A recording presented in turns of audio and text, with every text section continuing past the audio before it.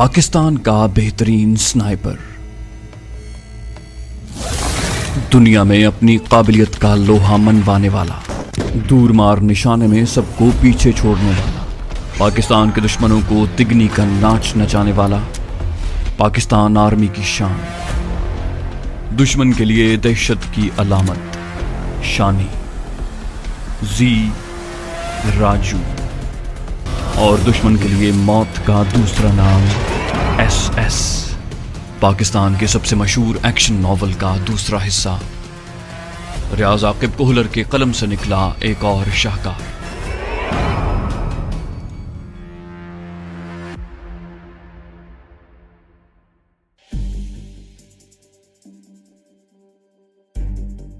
मेरी आंख पलवशे की आवाज से खुली। हल्के से बड़बड़ा कर उसने करवट तब्दील की और मुखालिफ जानिब रुख मोड़ लिया। जमाई लेते हुए मेरी निगाह घड़ी पर पड़ी। सुइयां 2 का हिंसा उबूर कर चुकी थीं। मैं हड़बड़ा कर उठ बैठा। गुल को कायल करने का मंसूबा अधूरा रह गया था। इतनी रात गए गुल से बातचीत करना मुझे अजीब लग रहा था। गो चचा शमरेज के कमरे में मौजूद होने की वजह से मुझे झिझक महसूस नहीं हो रही थी, लेकिन फिर भी रात के 2 बजे गुफ्तगू मुनासिब न रहती। मैं दोबारा लेट गया, लेकिन गुल की नाराजगी का ख्याल आते ही मैंने हिम्मत बांधने का फैसला कर लिया। हमारे कमरे से मुत्तसिल घर का स्टोर था और उसके साथ चचा शमरेज की ख्वाबगाह थी। गुल की शादी के बाद समर खान और रणा भी बाप के कमरे में ही सोते थे। अलबत्ता गुल जब वहां आती तो दोनों बहनें अलहदा कमरे में सोती थीं, जो बावर्ची खाने से मुल्हक था। आज रणा की गैर मौजूदगी में गुल को बाप के कमरे में ही सोना चाहिए था। यही सोच मुझे चचा शमरेज की ख्वाबगाह में ले गई। दरवाजा भेड़ा हुआ था मगर अंदर से कुंडी नहीं था। मैं बेतकल्लुफी से दरवाजा धकेल कर अंदर दाखिल हुआ।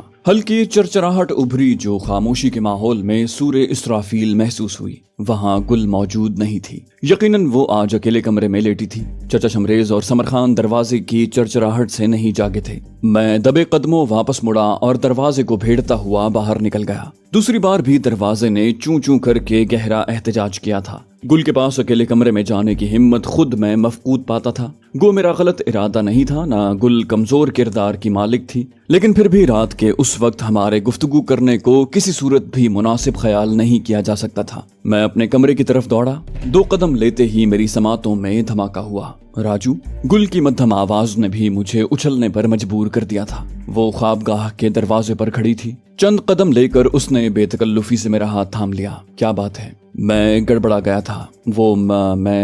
मेरी चोर नजरें चचा शमरेज की ख्वाबगाह की जानिब उठी और फिर मैंने मुड़कर अपने कमरे की तरफ देखा। पलवशे या चचा शमरेज किसी के भी जागने की सूरत में भारी नदामत मेरा नसीब बन सकती थी। मुझे ढूंढ रहे थे। गुल की आवाज में जरा भी झिझक और हकलाहट शामिल नहीं थी। मैंने हाथ उसकी गर्म मुलायम गिरफ्त से छुड़ाना चाहा। हाँ, मगर फिलहाल तुम सो जाओ, सुबह बात करेंगे। उसने गिरफ्त सख्त करते हुए बरहमी जाहिर की। खुद पर भरोसा नहीं है या मेरे किरदार पर शक है? मैं चिड़चिड़ा हुआ। गुल, फजूल बातें न करो। वो बदतमीजी से बोली। और आपका क्या? मेरा मतलब आपको मुकम्मल इजाजत है फजूल बातों की। मैंने कहा आराम करो और अपने कमरे की तरफ मुड़ना चाहा कि वहां मजीद ठहरना मुनासिब नहीं था। मेरे हाथ पर उसकी गिरफ्त सख्त हुई। ठहरें, पहले ये बताएं क्या कहना चाहते थे? मैंने दबे लहजे में छिड़का। गुल, सो जाओ, कोई उठ गया तो अलग तमाशा बन जाएगा। वो बेपरवाही से बोली। डरता कौन है? मैं झल्ला गया। समझने की कोशिश करो। उसने मुझे अपने कमरे की तरफ खींचा। मेरे साथ आए।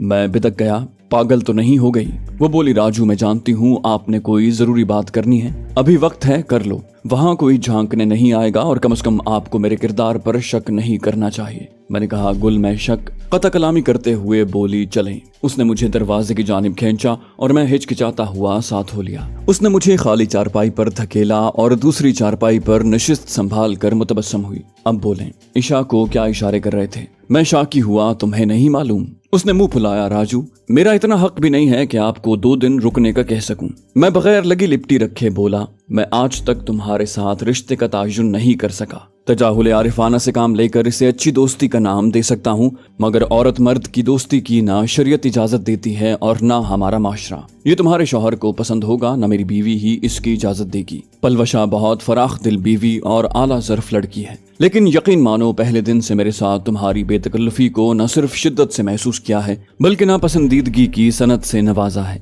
हालांकि रणा भी तुम्हारी तरह खूबसूरत, मासूम और प्यारी है, मगर उसकी बेतकल्लुफी पलवशा पर गिरा नहीं गुजरी, क्योंकि वो मुझे लाला जान कहती ही नहीं समझती भी है। उसने बेपरवाही से कंधे उचकाए। आपको भाई समझती हूँ और ना बहन बनने पर तैयार हूँ। मैंने कहा वही तो जानना चाहता हूँ कि हमारे दरमियान रिश्ता क्या है। उसने नफी में सर हिलाया, नहीं जानती। मैंने कहा क्या चाहती हो। मैं खुलकर सामने आ गया कि जब तक उसकी गरज मालूम न होती समझाना दुश्वार था। नीली आंखें मेरे चेहरे पर मरकूज हुईं। उनमें गिला शिकवा और अजियत हवैदा थी। बोली कभी तन्हाई में भी मेरी काबिल गिरफ्त हरकत देखी हो। सबके सामने भी आपका हाथ पकड़ लेती हूँ और अब भी सिर्फ हाथ छूने की गुस्ताखी की है, और कसम खाती हूँ अगर जज्बात से मगलूब होकर आप मुझे नाजेबा छूने की कोशिश करते तो थप्पड़ मारने में देर न करती। शौहर की अमानत में खयानत का मैं तसव्वुर नहीं कर सकती। अलबत्ता दिल मेरे इख्तियार में नहीं है, और उम्मीद है बेइख्तियारी को किरामन कातिबीन भी कलम बंद करने से गुरेज फरमाएंगे। मैंने दुहाई दी, गुल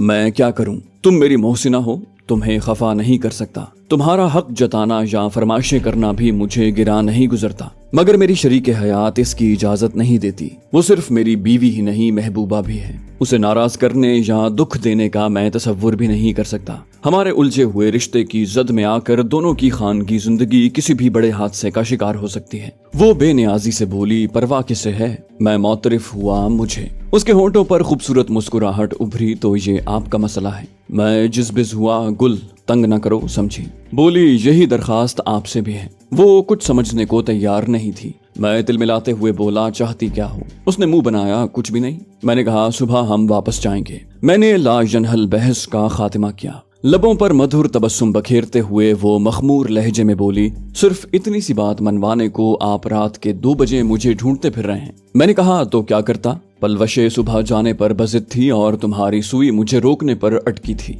वो खुश दिली से बोली, ठीक है चले जाएं। मैंने कहा शुक्र है। मेरे चेहरे पर इत्मीनान फैल गया। वो खिलखिलाई, आप पूछ रहे थे ना मुझे क्या चाहिए। मैंने कहा तो। बेरब्त होती धड़कनों को संभालते हुए मैंने नजरें चुराई। वो वारफ्तगी से बोली, बस इतना मान रख लिया करें, ये मुझे काफी से भी ज्यादा है। और यकीन करें मैंने आज एक लहजे को भी आंखें नहीं झपकी। मुसलसल जाग कर आपका इंतजार कर रही थी। आपसे बातचीत की गरज ही से मैं अलहदा सोई हूँ। जूं ही अब्बू जान के कमरे का दरवाजा चिरचिराया, मुझे मालूम हो गया कि आप तशरीफ ले आए हैं। मैंने उठने को पर तोले, अब इजाजत है। वो बोली, एक बात पूछूं। मैंने कहा तुम्हें इजाजत मांगने की जरूरत नहीं है। वो शाकी हुई, इतना बुरा रक्स तो नहीं करती कि आपने थोड़ी देर देखना भी पसंद नहीं किया। रक्स को आज़ा की शायरी कहते हैं, और इस निस्बत से उसके मिसरे, तशबीहात और इस्तियारे, काफिये, रदीफ और बंदिशें ऐसी थीं कि सुनने वाले यानी देखने वाले अक्ल खिरत से बेगाना हो जाते। वो खुश शक्ल ही नहीं, खुश बदन भी थी। शादी के बाद उसका छरीरा बदन फरबही माइल हो गया था, जो पहले से ज्यादा जाजिबे नजर और पुरकशिश लगता।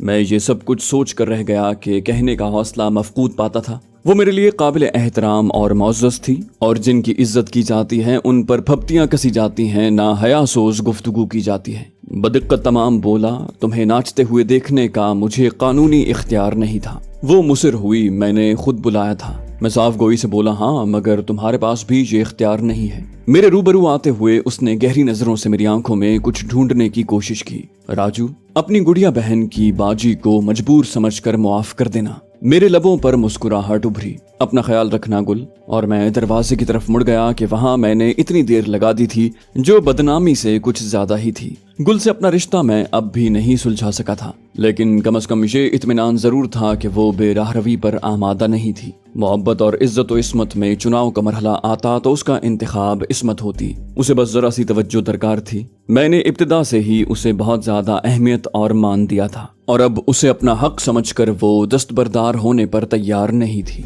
धीरे से कमरे का दरवाजा खोलते हुए मैंने बाहर कदम रखा और मेरे सर पर जैसे बम फटा। पलवशा सहन के बीचों बीच खड़ी उसी जानिब मुतवज्जे थी। मैं सुन ही तो हो गया था। पूरे जिस्म से जान जैसे रुखसत हो गई थी। मैंने फौरन खुद को संभालने की कोशिश की कि गैर होती हालत मुझे मुजरिम साबित कर देती, जबकि मेरा फेल गलत होने के बावजूद मैं ज़मीर की अदालत में पाक साफ था। यहाँ क्यों खड़ी हो, अंदर आ जाती। कोशिश के बावजूद मैं लहजे की लर्जिश पर काबू न पा सका। लग रहा था कोई अनहोनी हो गई है। पलवशा के चेहरे पर हवाइयां उड़ रही थी। गहरे सांस लेते हुए वो बार बार याकूती लबों को बाहम भेंच कर तर कर रही थी। उसने माजी को रेदा, آپ نے تو خوابگاہ میں اس لیے قدم رکھا تھا کہ آپ کے پاس ماہین کو قتل کرنے اور طلاق دینے کا اختیار تھا۔ مظلوم حوا زادی کے بس میں کیا ہے؟ میں تو صحن میں کھڑی خوش فہمیاں پال رہی تھی۔ کمرے میں جھانک کر دل خراش منظر دیکھنے کی تاب مجھ میں کہاں ہے؟ میں نے کہا ایسا کچھ نہیں ہے پلوشا، میں قسم کھاتا ہوں ہم صرف بات کر رہے تھے، میں بس اسے سمجھا رہا تھا۔ وہ زہر خند ہوئی جیسے ماہین طاہر کو سمجھا رہی تھی، ہے نا؟ اسے بازوؤں سے تھامتے ہوئے ملتجی ہوا۔ تم غلط سمجھ رہی ہو پلوشا، کیا اپنے راجو پر اعتماد نہیں ہے؟ وہ کراہی، کوئی دوسرا بتاتا تو اس کا گریبان تھام لیتی۔ میں نے پوچھا کیا اپنے راجو پر اعتماد نہیں ہے؟ وہ ایک جھٹکے سے خود کو چھڑاتے ہوئے سسکی، تھا، اسی کا نتیجہ تو بھگت رہی ہوں۔ میں نے کہا جانتی تو ہو گل ہمارے جانے کے حق میں نہیں تھی اور تم واپسی کی خواہاں تھی۔ میں بس اسے سمجھانے گیا تھا کہ اپنی بیوی کی بات نہیں ٹال سکتا، میرا مقصد فقط اسے دل آزاری سے بچانا تھا۔ وہ تلخی سے بولی اگر اس کا شوہر تمنا کرتا کہ میں 2 دن مزید یہاں قیام کروں تو کیا سمجھانے کو مجھے اس کے ساتھ اکیلے کمرے میں بند ہونے کی اجازت دے دیتے؟ میرا ہاتھ گھوما، تھپڑ کھا کر وہ نیچے گر گئی تھی۔ آنکھیں برساتے ہوئے وہ لرزتے ہوئے اٹھی۔ کاش یہ اختیار عورت کے پاس بھی ہوتا۔ میں نے کہا پلوشا میری جان۔ میں نے اسے باہوں میں بھرنے کی کوشش کی مگر دونوں ہاتھ سینے پر ٹیکتے ہوئے اس نے مجھے پیچھے دھکیلا اور کمرے کی طرف بھاگ گئی۔ میں فوراً گل کی خوابگاہ کی طرف بڑھ گیا۔ وہ کمرے کے وسط میں کھڑی تھی۔ شاید مجھے خوابگاہ کی طرف آتے دیکھ کر وہ دروازے سے ہٹی اور اس نے سارا تماشا دیکھ لیا تھا۔ میں نے کہا گل چلو میرے ساتھ، پلوشا کو بتاؤ کہ ہمارے درمیان کیا بات ہوئی ہے۔ اس نے بے پرواہی ظاہر کی، ضرورت ہی کیا ہے؟ میں بے پھر گیا۔ تمہارا دماغ خراب ہوا ہے، میری بیوی کی غلط فہمی دور کرنے کو تو تمہیں میرے ساتھ دینا ہوگا۔ اس نے منہ بنایا، آپ کی بیوی سے تعلق ہے نہ اس کی پرواہ۔ میں کراہتے ہوئے بولا گل تم ایسا سوچ بھی کیسے سکتی ہو؟ وہ اطمینان سے بولی کیونکہ یہی حقیقت ہے۔ میں روحان سا ہوا۔ گل اس نے کوئی الٹا سیدھا قدم اٹھا لیا تو میری زندگی برباد ہو جائے گی۔ اس نے بے نیازی دکھائی، جو خود تباہی کے گڑھے میں گر چکی ہو اسے کیا فکر؟ میں بھناتے ہوئے بولا تم نے جانا ہے کہ نہیں؟ اس نے نفی میں سر ہلا دیا۔ گہرا سانس لیتے ہوئے میں نے غصہ قابو کیا اور اسے ملامتی نظروں سے دیکھتے ہوئے واپس مڑا۔ وہ ایک دم پکاری راجو۔ امید و بیم کی حالت میں رک گیا تھا۔ وہ قدم بڑھاتے ہوئے میرے سامنے آئی۔ اگر میرے جانے سے کوئی فرق پڑتا تو اس کی منت سے گریز نہ کرتی۔ آپ کی خوشیاں مجھے اتنی ہی عزیز ہیں جتنی اپنی یا رنا کی خوشیوں کی خواہاں ہوں، مگر یقین کرو مجھے دیکھ کر وہ مزید بگڑ جائے گی۔ اپنے شوہر کو جھٹلانے والی اس لڑکی پر کیسے اعتماد کر سکتی ہے جسے اپنے تئیں اس نے شوہر کے ساتھ پکڑا ہو؟ آبرو باختہ لڑکی کو غلط بیانی یا جھوٹی قسمیں کھانے میں کیا قباحت ہو سکتی ہے؟ میں نے نڈھال ہو کر سر پکڑ لیا۔ گل، اس نے میرا ہاتھ پکڑ کر سہلایا، پریشان نہیں ہوتے، غلط فہمیاں دیر پا نہیں ہوتی۔ میں کراہتے ہوئے بولا اس کی نظروں سے گر گیا ہوں میں۔ میری حماقت سے اس کی آنکھیں برس رہی ہیں۔ وہ دکھی، خفا، غمگین اور آزردہ ہے۔ گل تم نہیں جانتی کہ وہ میرے لیے کیا ہے۔ اس کے لبوں پر پھیکا تبسم ابھرا۔ آپ بھی نہیں جانتے کسی کے لیے آپ کیا ہیں۔ میں شاکی ہوا، کیا یہ وقت ایسی باتوں کا ہے؟ وہ مجھے تسلی دیتے ہوئے بولی آپ بھی اس کے لیے سب کچھ ہیں، چند دن صبر کریں، کب تک دور رہ پائے گی؟ زیادہ سے زیادہ اگلی چھٹی تک، پھر چند گلے شکوے کرے گی، آئندہ احتیاط کا وعدہ لے گی اور معاف کر دے گی، مان جائے گی، آغوش محبت وا کر دے گی۔ میرا یقین کرو راجو، فی الحال میرے یا آپ کے صفائیاں دینے سے مسئلہ حل نہیں ہونے والا۔ دکھی دل سے سر ہلاتے ہوئے میں باہر نکل گیا۔ اپنے کمرے کو جاتے ہوئے میرے قدم من کے ہو رہے تھے۔ ایک فضول پریشانی کو حل کرتے کرتے میں لا ینحل مسئلے کا شکار ہو گیا تھا۔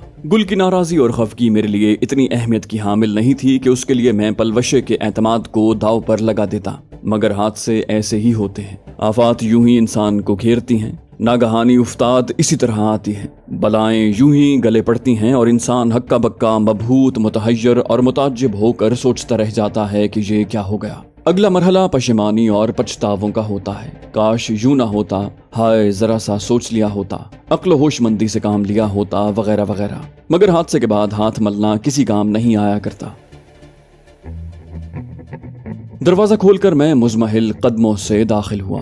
وہ گھٹنوں میں سر دیے لکڑی کی کرسی پر بیٹھی تھی۔ لمحہ بھر اسے گھورنے کے بعد میں دوسری کرسی گھسیٹ کر اس کے قریب بیٹھا اور ملتجی ہوا۔ چندہ ایک بار میری بات تو سن لو، مجھے صفائی کا موقع تو دو، میری حالت سمجھنے کی کوشش تو کرو۔ وہ خاموش بیٹھی رہی، میری جانب دیکھنے کی زحمت ہی گوارا نہیں کی تھی۔ لمحہ بھر توقف کے بعد میں نرم لہجے میں گویا ہوا۔ باخدا میں نے سمجھا کہ وہ شمریز چچا کے کمرے میں لیٹی ہے اور میں اتنی رات گئے بھی اس کے پاس نہیں جانا چاہتا تھا، لیکن تمہیں دیکھتے دیکھتے پتہ ہی نہ چلا اور نیند آ گئی۔ जागा तो 2 बज रहे थे। सोचा सुबह मौका नहीं मिलेगा और तुम्हारी मौजूदगी में उसे समझाऊंगा तो तुम्हें बुरा महसूस होगा। यही सोचकर चचा शमरेज के कमरे में दाखिल हुआ, मगर वो वहां नहीं थी। मैं वापस आ रहा था, तभी उसने अकब से आवाज दी। शायद दरवाजे की चरचराहट पर उसने बाहर झांका था। मैंने रुक कर कहा सुबह बात होगी, मगर वो उसी वक्त बातचीत पर बजिद हुई और मुझे अपने कमरे में खींच कर ले गई। चंद मिनट बातें की और उसे समझाया कि हम दोनों शादीशुदा हैं और हमारा एक दूसरे से ताल्लुक रखना दुरुस्त नहीं है। बिलाशुबा वो मेरी मोहसिना है, मगर उसे इतना बेतकल्लुफ नहीं होना चाहिए। मैं मजीद तफसील बतलाता रहा, सफाइयां देता रहा, कस्में खाने से भी ना हटा, मगर उसकी चुप ना तोड़ सका। उसे बाहों में भर कर मसहरी पर लिटाया। उसने एहतजाज किया, ना जबान खोली और ना आंखों से पलकों की झालर हटाई। मैं मजीद पेशकदमी करके वारफ्तगी का इजहार करने लगा, मगर वो सर्द लाश की तरह बेहिसो हरकत पड़ी रही। उसकी खफगी आरजी, नाराजी लम्हाती, गुस्सा वक्ती और बरहमी नापायदार होती थी। लेकिन इस बार मामला मुख्तलिफ लग रहा था। मैं सुबह की अजान तक और फिर नमाज के बाद तुलुए आफ्ताब तक उसे मोम करने की कोशिश करता रहा। गुदगुदी करके हंसाने की कोशिश की, मिन्नतें करके समझाने की कोशिश की, माफिया मांग कर मनाने की कोशिश की, मगर कोई सुनवाई न हुई। समर खान नाश्ता लेकर आया। चाय की प्याली उठाकर उसने बाकी लवाजिमात की तरफ देखा भी नहीं। मुझसे चाय भी न पी गई। सोचा शायद उसका दिल पसीज जाए और वो नाश्ता करवा दे, लेकिन मेरी ये कोशिश भी नाकाम गई थी। नाश्ता करके हमने जाने की तैयारी पकड़ी। चचा शमरेज, गुल और समर खान से वो नॉर्मल अंदाज में मिली थी। चचा शमरेज से मुआनका करके मैंने गुल को देखकर खफीफ सा सर हिलाया और समर खान के साथ हो लिया। उसने हमें तरंग खेल कले का रास्ता दिखाकर लौटना था। पहले हम ख्वागा ओबो पहुंचे। रणा से अलविदाई मुलाकात करके आगे बढ़ गए। समर खान किलोमीटर भर हमारे साथ आया। उससे आगे रास्ता सीधा था। उसे अलविदा करके हम चलते रहे। वो बिल्कुल खामोश और चुप चुप थी। कई बार बहाने बहाने से मैं मुखातिब कर चुका था, मगर जवाब नदारद। तरंग खेल एक छोटा सा गांव था। अंगूर अड्डे से वहां तक कच्ची सड़क आती थी, जो मुख्तलिफ कस्बों और देहातों से होती हुई पक्तिका तक चली गई थी। आगे जाकर ये कच्ची सड़क पुख्ता हो जाती थी। हम दिन के करीबन 10:30 बजे तरंग खेल कले पहुंच गए थे। घंटे आध के बाद हमें अंगूर अड्डे वाली गाड़ी मिल गई थी। सुपहर ढले हम अंगूर अड्डे पहुंच गए थे। अम्मी जान और अदील बेताबी से मुंतजिर थे।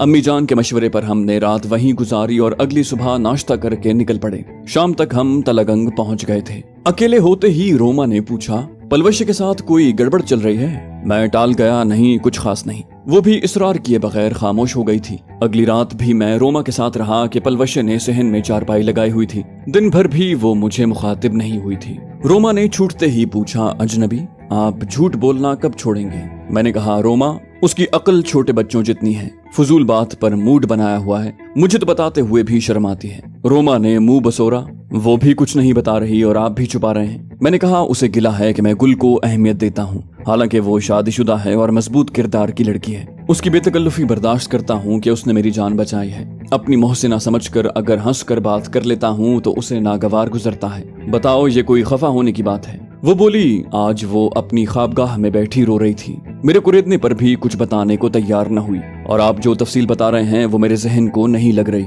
मैं दुखी लहजे में बोला, वो मेरे किरदार पर शक कर रही है। रोमा हकला गई थी, क्या मगर क्यों?